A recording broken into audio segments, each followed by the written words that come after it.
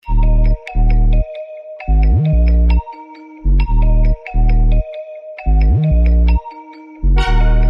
guys, welcome back to my channel. It's Merby Marizuki for today's video. Paano mo malalaman kung na-recommend na YouTube ang iyong video sa iyong channel? So, makikita nyo dito kung paano nyo malalaman. So, watch this video. Para malaman nyo kung paano ni-recommend ni YouTube ang iyong video sa iyong channel, so makikita nyo dyan siya sa notification.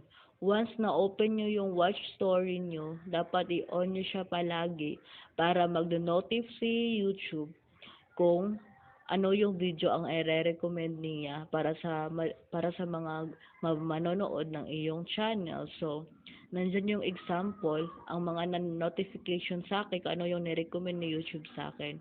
So, dapat always yung i-turn on yung watch history para makikita nyo, mag-notify siya si YouTube sa iyong na-recommend niya sa inyo yung video sa iyong channel.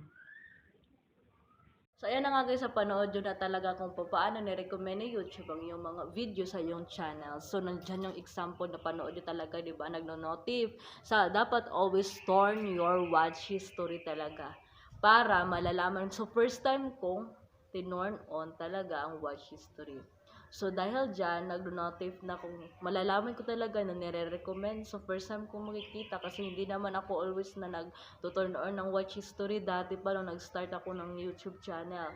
So, ngayon ko pa lang nakikita kung anong yung videos ko na nire-recommend ni YouTube sa channel ko. So, doon makikita nyo kung ano yung na-recommend niya. So, thank you so much for watching this video. Don't forget to subscribe to my channel and click the notification bell for more videos. Thank you so much for watching. See you sa next vlog. Bye!